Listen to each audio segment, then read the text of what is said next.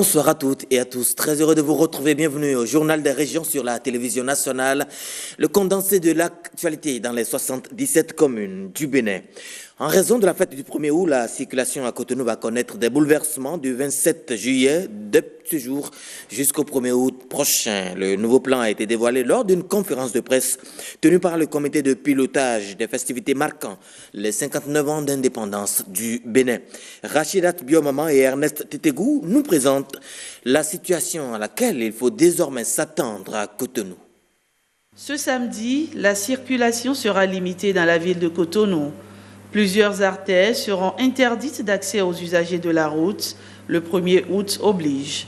Le boulevard des Armées, et plus précisément le tronçon Carrefour Inafrica, en passant par le Carrefour Prison Civile, Carrefour Kossi, la place de l'Étoile Rouge et le Carrefour Agonticon, sera le l'as ou l'artère la plus importante qui sera fermée à la circulation pendant cette période. Également interdit à la circulation les tronçons Enéamou-Bégamé, Carrefour Kossi. En revanche, certaines voies sont autorisées.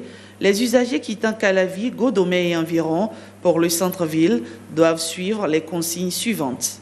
Ils ont deux possibilités. La première, soit de passer par le carrefour Agonticon à partir du carrefour Sika-Teota pour rallier le carrefour Sainte-Rita. De cette position, ils peuvent continuer jusqu'au carrefour Vodafone ou bien, toujours à partir de cette station Sainte-Rita, prendre part devant la mairie de Cotonou, tomber sur le carrefour Marina et rentrer dans Maro Militaire. Pour allier Akwakwa et ses environs, les usagers pourront à partir du carrefour Notre-Dame faire l'itinéraire, direction générale de la police républicaine, Carrefour 3 Banques, place du Souvenir, échangeur de Roiro, Sika Toyota. Tout ceci devra se faire dans le respect strict de certaines règles de sécurité, entre autres, éviter de foncer les barrages, tenir rigoureusement compte du nouveau plan de circulation pour la réussite des activités du 1er août qui se présente comme suit. Il y a la retraite au flambeau, elle aura lieu le 31 juillet. On aura deux types de défilés. Il y a le défilé pédestre, ensuite le défilé motorisé. Et pour ces deux types de défilés, la durée maximale prévue sera de 90 minutes. Le niveau de préparation est maximal. Pas de match ni de nuit de l'indépendance cette année. Le boulevard des Armées accueillera ainsi son dernier 1er août. Celui de Erevan lui succédera les années à venir. Autant respecter ce nouveau plan, puisque l'obéissance vaut mieux que le sacrifice. Doter le Bénin d'un secteur de la microfinance assaini, professionnel, intégré pour une gamme de services financiers diversifiés. Cette vision 2025 du Comité national de microfinance, CNM, est en session à Cotonou. À l'ouverture de ce deuxième rendez-vous de l'année 2019, la ministre chargée de la microfinance convie les membres du dit comité au travail. Les propos de Bintou Chabi et Adam Taro ont été recueillis par Patrick Ayadji.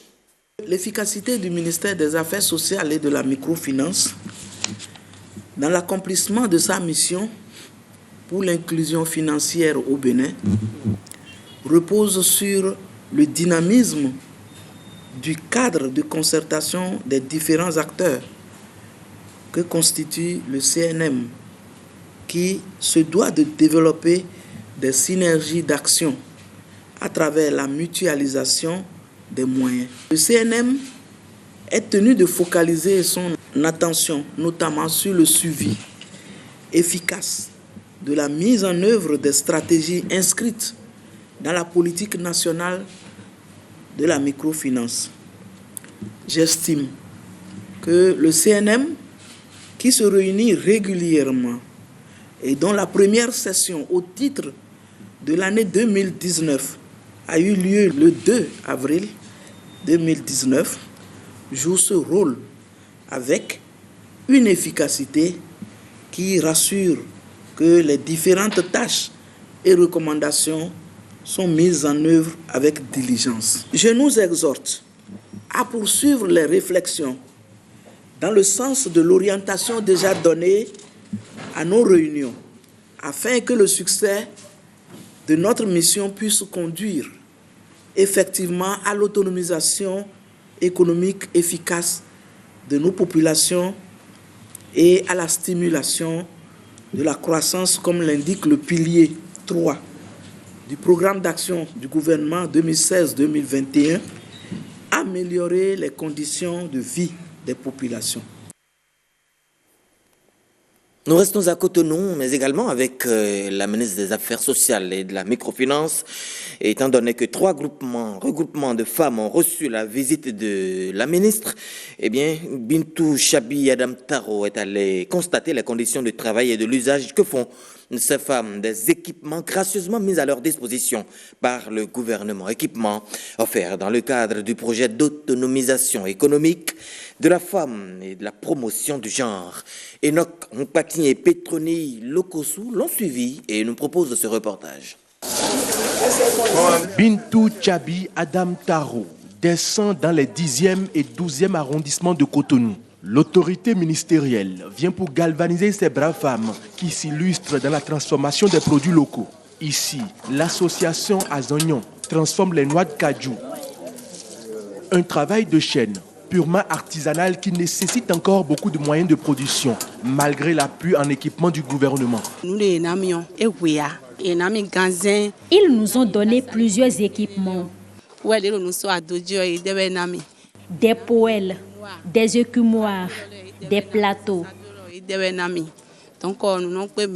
Cependant, nous demandons davantage l'appui du gouvernement. La volonté du président Talon, c'est d'accompagner les braves femmes, celles qui savent entreprendre. Tout comme à Zognon, l'association Yemalin Dagla transforme aussi les produits Made in Benin en tenant compte des besoins du marché. Nous faisons des biscuits à muscle à base de blé. Nous faisons aussi asrokui, tapioca et farine de maïs aussi. Ici comme ailleurs, les problèmes demeurent les mêmes. L'insuffisance de matériel de travail, de locaux et de marchés d'écoulement. On est en train de faire un clin d'œil à notre cher président Patrice Talon pour nous appuyer plus en équipement pour aller sur le marché d'écoulement. Des problèmes auxquels l'autorité entend apporter des réponses grâce au gouvernement si les femmes travaillent à donner le meilleur d'elles-mêmes. Toute femme qui croise les bras n'aura aucun appui du gouvernement. Mais toutes les femmes qui se battent pour aller de l'avant seront accompagnées. C'est le credo du gouvernement, de son Excellence Patrice Talon. Et je vous encourage à aller dans ce sens. Ne vous attendez pas à ce qu'on vienne vous donner de l'argent pour aller acheter des pailles. On vous donnera des moyens pour mener des activités génératrices de revenus. On vous accompagnera en équipement pour améliorer le travail que vous faites. On peut quand même déjà féliciter ces femmes avec ces moyens. Et je crois qu'il va falloir maintenant les accompagner davantage, déjà pour régler le problème d'emplacement, tant qu'elles seront donc dans la dynamique de s'affranchir donc de la pauvreté. Je crois qu'elles peuvent compter sur le gouvernement de son Excellence Patrice Talon. Dans le 12e arrondissement, dernière étape de cette visite, l'association SICA de Bodjetin est aussi un modèle de réussite dans l'autonomisation des femmes. Faites en sorte que ce qu'on vous a donné soit utile, que vous puissiez utiliser ça correctement. Si vous sentez que vous avez besoin de quelque chose spécialement, vous pouvez toujours faire part. On va prendre la liste et on va satisfaire un peu. On dit petit à petit, l'oiseau fait son nid. Ces 3 associations de femmes, de par leurs efforts quotidiens, apportent une plus-value à l'économie nationale. On parle à présent des salmonelloses. Vous les connaissez certainement déjà. C'est aussi ici une occasion et c'est à travers une soutenance de thèse de doctorat à l'école doctorale de sciences de la vie et de la terre. L'imprétrante Esther Deguenon a exposé cette année de recherche sur les maladies causées par les salmonelloses devant un jury d'experts. C'était mercredi à Cotonou. Suivez le compte rendu que nous propose Océana Moussou. Lutte contre les salmonelloses d'origine animale et exploration in vitro de l'efficacité de quelques plantes médicinales au Bénin. C'est le développement magistral de ce thème qui a valu la mention très honorable à la désormais docteure Esther Degueno. Le thème sur lequel nous avons travaillé traite de salmonellose animale, c'est-à-dire nous entendons toujours parler de fièvre typhoïde, mais à côté de la fièvre typhoïde, il y a d'autres souches de salmonelle qui peuvent nous rendre malades. Et ces souches-là nous sont transmises par les animaux et même aussi les animaux de compagnie. Les animaux d'élevage, c'est-à-dire les poulets, les moutons que nous achetons et que nous mangeons, peuvent être contaminés par ces souches-là et peuvent nous rendre malades si certaines conditions d'hygiène autour ne sont pas respectées. On retient des recherches du docteur Degueno que les salmonelloses entraînent plusieurs infections d'origine alimentaire, la fièvre typhoïde par exemple. Les victimes se comptent surtout dans le rang des consommateurs des repas à hygiène douteuse. Situation déplorable mais pas désespérée. Avec la médecine traditionnelle aujourd'hui, nous avons pu isoler certaines plantes pouvant détruire ces souches bactériennes et rendre la santé à ceux qui pourraient être en contact avec ces souches de bactéries. Psidium guajava, Cajanus cajan et Vernonia amygdalina. En thème terre à terre, le Psidium guajava, c'est ce que nous appelons quincun enfant. Le Vernonia amygdalina, c'est amant vivant. Et puis le Cajanus cajan, c'est le clécon que tout le monde connaît. Vous connaissez la fièvre typhoïde et ses conséquences, ses manifestations à travers la diarrhée, les fièvres et autres.